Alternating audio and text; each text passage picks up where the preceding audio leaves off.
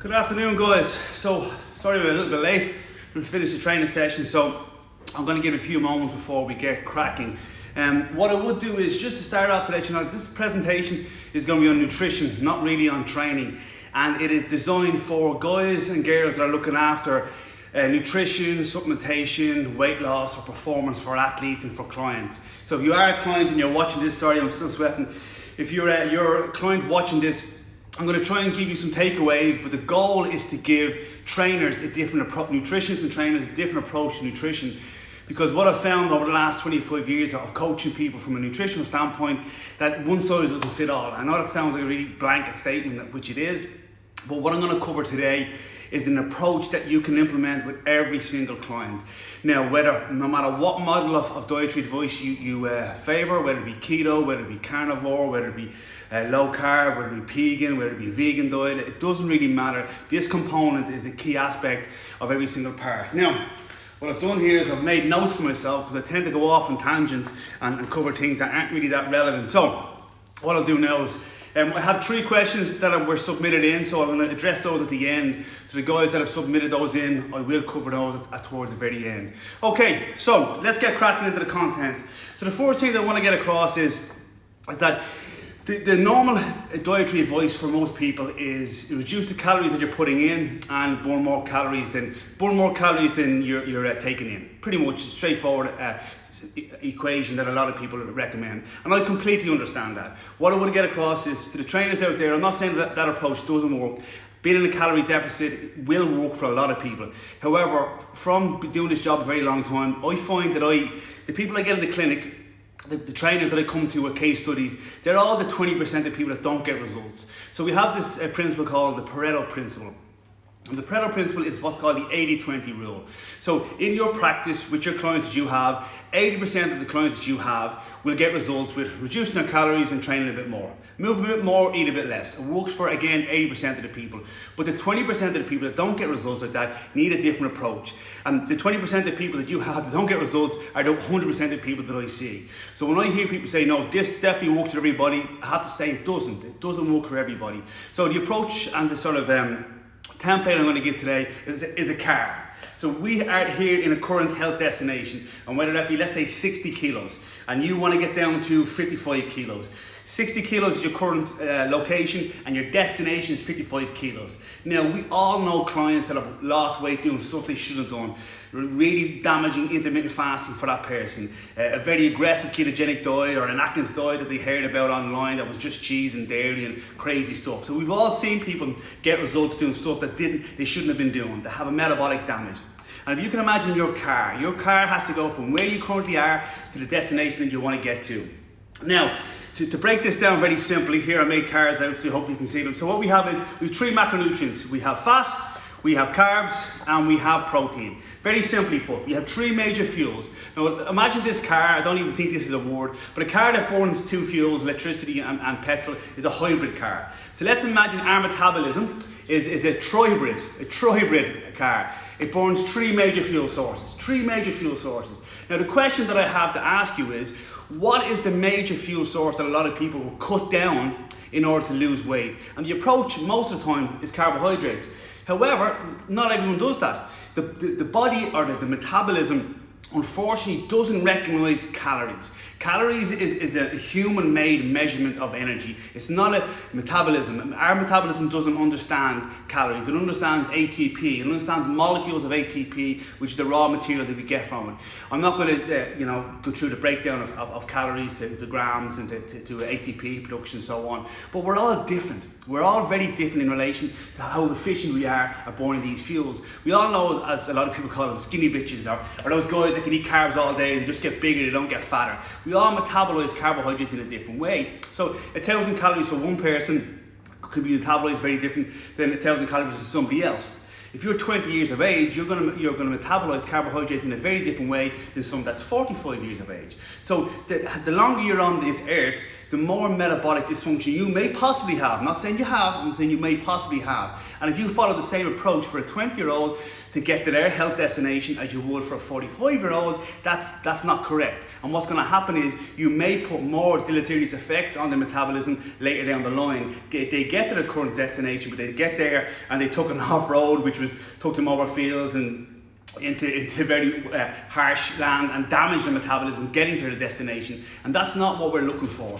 As coaches, as nutritionists, our goal is to enhance the health of our client, and weight loss is one of the goals that we're looking for clients. But we don't want to necessarily get there after damaging the hormonal system, damaging their metabolic function, interfering with their insulin resistance and leptin and sleep and cognition and inflammation. We don't want that. We want to enhance health. So the approach is going to be very simple. That 80% of people will get results by doing the very simple things. And I agree with that. Go for it and work for it. However, my approach is to maybe address what's going on before you start the journey. So you know where you currently are right now. So we know in this moment in time, we are at 60 kilos and we want to get to 55 kilos. Well, my question to ask you is this person healthy enough and robust enough to move forward to get to that 55 kilos with whatever intervention that we're going to put in? Intermittent fasting, calorie deficit, ketogenic diet, carnivore diet. I don't really mind, and that's a talk for another day. The issue is that there's 3 fuel sources. And what people don't take into consideration, this is the key component of the whole presentation today, is what's called metabolic flexibility. Now, metabolic flexibility is the ability of your metabolism to switch from carbs to fats, from fats to protein, from protein back again. It's how we metabolize one fuel source and go back to burning another one again. And people don't realize that this is fundamentally crucial. What we're looking for is, what I would like everybody to be doing right now is to be burning fat. Listen to me talk and do this presentation. The most economical, calorie dense macronutrient is fat, and we burn that in a relaxed aerobic state. That's what we should do. We should use fat and we should use oxygen for low steady state activity and sitting around. However, some people, when they ingest carbohydrates, they are not efficient enough to return back to burning fat again. So when they eat carbs, all of a sudden they have the carb, they metabolize the carb, they can't get back into the fat burning engine. And how fast you change back to these two is an indication of your metabolic flexibility. Now, the question is, protein can most definitely be used as a fuel source. And there's a system that I'm not sure you're familiar with. It's called, make sure I get this definitely right, it's the macronutrient hierarchy. And the macronutrient hierarchy of oxidation is if you were to eat all the fuel sources of macronutrients, in what order would the metabolism oxidize them? First of all, it's alcohol, which is technically the carbohydrate. Then it's carbohydrate, then it's protein, and lastly is fat. So the goal, ideally what we're trying to do is we metabolize our carbohydrates first. So our body will ideally break down carbohydrates, which of all of them is the easiest actually to break down. So our goal fundamentally is to make our clients more metabolically flexible. So if you are on it, just reduce the calories, but somebody isn't metabolically flexible and we want our clients to go back to burning fat again, well, what can we do to enhance their fat burning capabilities? So a lot of people, when they go and do a workout, their goal is calorie burning in that workout. However, my approach would be, let's look at this car like an engine. How can we make this person a better fat burning machine the 23 hours in a day that it's not training? So I want my clients burning fat when they're asleep. I want my clients burning fat in between meals. When they ingest carbohydrates, I want them to be efficient enough to take in the carbohydrates, metabolize them, store them, use them for energy, and then go back to burning fat again. Like if we were in this hybrid car, we're driving the car, we need to accelerate, maybe we go into the petrol mode for a moment, and then we go back into cruise control, burning fat. Now, if you make somebody metabolically flexible, regardless of what approach you're going to take when it comes to carnivore, ketogenic, you're going to get better results with that. And the reason why I think it's so fundamentally important is, if you have a client that's sticking to their diet during the week and they want to have a meal that's necessarily, you want to call it off the diet plan, if they're metabolically flexible, they will have the metabolic resilience and hormonal balance to be able to take in that meal, enjoy the meal, have a nice time with their partner, whatever it may be, and then the next day their body is efficient to go back to burning fat again. The issue is, if you can imagine, the majority of clientele that come and see me, as I said, they're the 20% of the people that don't get results, they're not metabolically sound. So when they come, they go, okay, I'm going to follow your diet Monday to Friday, no problem. And then the weekend, they go off and eat a lot of pro-inflammatory foods and a lot of carbohydrate-based foods. And those carbohydrate-based foods tell the metabolism, no, focus on burning sugar. We're a sugar-burning engine. We're not a tribrid. We don't want to burn fat. We're burning sugar because you keep giving us sugar. Then Monday happens again, and all of a sudden sugar's gone, and they're back to giving fats and proteins, and the metabolism doesn't know what's going on. And then what can happen is it can take 4 to 7 days for the metabolism to bring down the oxidative and inflammatory cascade from a weekend of overeating. And then as the metabolism gets set and rebalances again, the weekend is here again, and someone does the same sort of thing. They go off the scale again, and we have this seesaw up and down where our clients are not getting results. So initially, my suggestion is when you have a client come into you, no matter what your dietary preference is, ketogenic, carnivore, vegan, whatever it is, work on getting their metabolism flexible. Work on getting their hormones balanced. Work on getting their gut function first. And then no matter what you do, you have that ability and resilience to come back to burning fat again. So you can use, one of the things I like is a constant blood glucose monitor. That can go on the arm, that can give you some insight. If you're going to follow a ketosis diet, you might want to have a breadstick or a finger prick, whatever it is. And I believe they are very effective tools when you start the journey. But unfortunately, people are starting journeys in cars that haven't got enough of a, an NCT or they haven't been checked enough before they start the journey. And then I see people so frustrated, so pissed off, so angry that they followed this diet in the weekend, they haven't lost the weight they need to lose. Well, my suggestion is, well, maybe let's get this car up on stilts, let's have a look what we need to do. Maybe it needs an oil change, maybe it needs to work on insulin sensitivity, maybe it needs to look on blood sugar control, maybe we need to look on getting some cofactors in there. So for example, here's a simple one. If you have an engine, and that is a fat burning engine, and we have loads of fuel outside, we've got loads of electricity, loads of fat to bring into this fat burning engine, how do we bring it in? Carnitine brings it in. But if you look at someone's dietary plan over the last 2 years and they don't eat any red meat at all, which is a major source of carnitine, well, how on earth are we going to get the fat from outside of the cell, inside of the mitochondria to be burned, to be oxidized, to break it down? It doesn't make sense. We can't do it. Second of all, the next thing that we need is not only carnitine, is we need magnesium. And magnesium is generally found, again, it's found in carbohydrates. But if we go on a low carbohydrate diet and we don't have any carnitine or magnesium, how on earth are we going to take the fat out of storage, put it inside the cell to be used? So my approach is going to be, guys, not that I'm going to tell you what approach you should take, but maybe look at the engine first. Maybe look at the condition that your client or your athlete is in. And then once their metabolism is working optimally, once their hormones are working optimally, well, then they have the resilience to be able to go, you know what, that diet didn't work for me, let's go back on track again. Oh, that diet didn't work for me, let's go back on track again. It's like rerouting on the health sat nav. You take a wrong turn, you get back on track. You take a wrong turn, you get back on track. But having that resilience and understanding that the body, probably, I'm not going to say this all the time, but a lot of times when clients come and see me, they have overeaten on carbohydrates. They've overeaten, again, a lot of calories. It's the wrong time of the day, they're eating too much calories, and a lot of those calories, in my opinion, are coming from carbohydrates. So they're already coming in as a one you want to call it macronutrient burning machine. They're extremely efficient at burning carbohydrates, and the body is trying to preserve life. You must realize that when we make adipose tissue, we're making it because we don't want to store it inside the body. Storing fat inside organs, storing fat inside the body is not a healthy thing. We've all heard of non-alcoholic fatty liver disease, where we're storing fat inside the liver. When you store fat inside of muscle, it causes sarcopenia, it causes it to break down. It might look nice on a steak. The marbling of a steak might make it taste nice, but for humans, we don't want to be storing fat inside our organs or inside our muscle. And that's where the body makes more fat tissue. You can see on any television reality program, like a 500-pound person or a 1,000-pound person that has all this weight on them, and they're still alive. But you'll never see 1,000 pounds of muscle because we can't do that. But the body is making that fat tissue to keep it away from the vital organs to keep you alive. So realize that our bodies can burn 3 fuel sources. Do we all burn them the same way? No. In my opinion, protein ultimately shouldn't be used as the main fuel source, but obviously it can. Fat, I think we need to work on the metabolism and how we can burn fat when we're not eating food, and then carbohydrates when we do digest food. Plus, when we do have carbohydrates, the more efficient we are at storing them, the more we stop up our liver glycogen levels and our muscle glycogen levels, which can help us in performance. Can we take that fat and make it into glucose? Of course we can. That's a lengthy process, and it doesn't suit everybody. And in my opinion, athletes shouldn't be doing that in season, going on a ketogenic diet for people who have medical conditions, which we deal with a lot here. Yes, that is important, under the supervision of a doctor, getting some regular work done.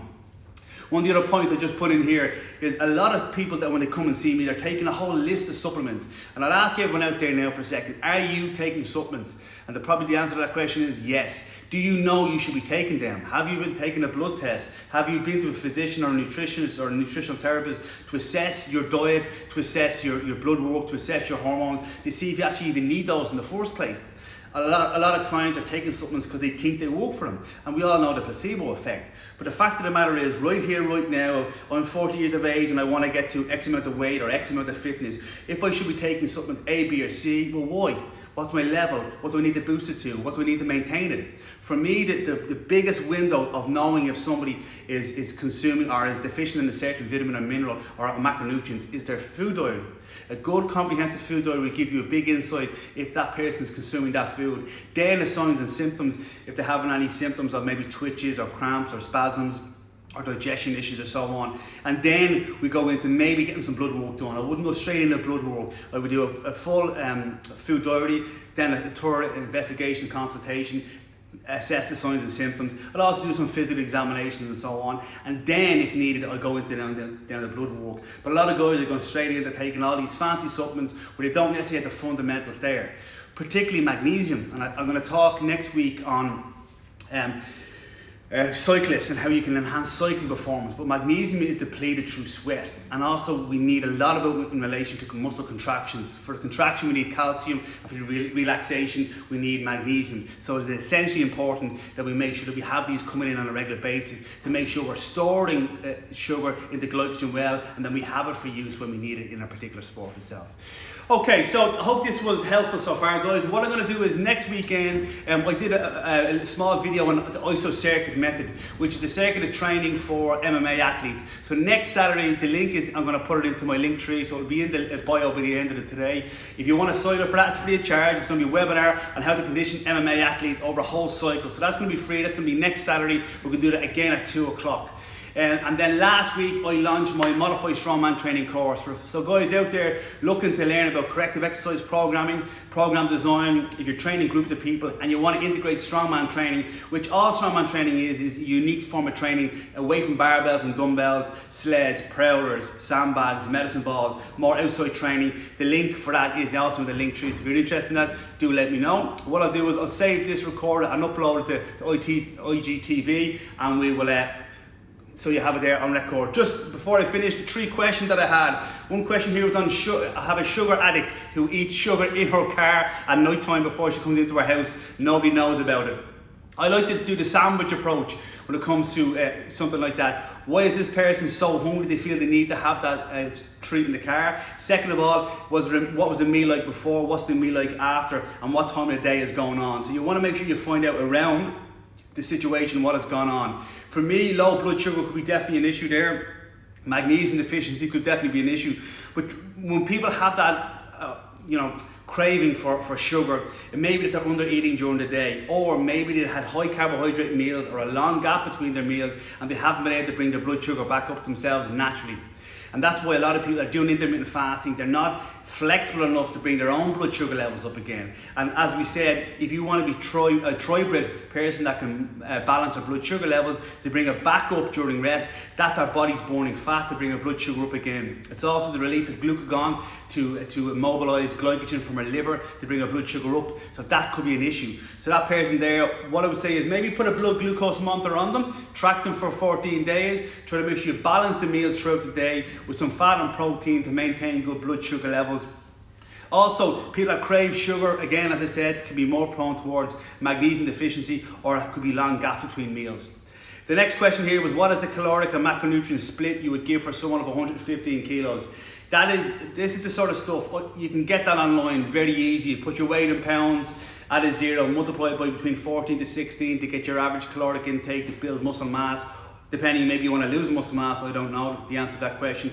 And then how well you digest fats and protein will be the key thing there. So that's a big question. The next one here is, I'm always hungry. Why? So sometimes people, if they become leptin and ghrelin resistant, where they don't manage their hunger correctly, one thing you have to address is dehydration. If you are dehydrated, you will never feel satisfied from your food. So what we want to do is, one, make sure we take our time eating our meals. Our meals should take at least 15 to 20 minutes. We have a recommendation that I've been doing for a long time, the 5, 10, 15, 20 rule. But I can cover that at a later point, but the point being is, make sure your food lasts around 15 to 20 minutes. Make sure that you're not over consuming food, because the feedback or CCK, cholecystokinin, and GLP-1 hormones, they're incretins hormones from the gut, telling you you're full, maybe delayed response. So your gut tells your brain you're no longer hungry, but that takes a period of time for that to happen. So eat your meals slower. Make sure there's a good bit of fats in each of the meals, maybe nuts, maybe eggs, maybe some avocado throughout the day, to make sure you have a slower release of caloric energy into the body. That will definitely help. Address hydration. And the next thing there is meal sizes. Making sure that you're not having really small breakfast, small lunch and a massive dinner. That can cause big circadian hunger dysregulation. So that too also needs to be addressed. Right then, so that's pretty much it. I hope that was helpful, guys. You got some information from it. Key thing is there, the takeaway is the metabolic flexibility. Enhance the metabolic resilience of your clients before you start off on a journey. Help them to switch from fuels. No matter what dietary approach you're going to make, the healthier the client is, the more you've helped them hormonally, digestive and metabolically, the more successful they'll be on their journey, and the more resilient they'll be to get back on track if they fall off. And maybe ultimately later down the line, they have to have a real life. They have to have some food the weekend that's maybe off the diet plan, and then it doesn't knock them off the track. But if they're not making results and they're not getting to where they need to get to, and they're knocking themselves off the weekend, but that's a recipe for disaster. Hence why they end up coming to see someone like me, because they're not getting results. So hopefully that was helpful guys. Have a nice weekend and take care.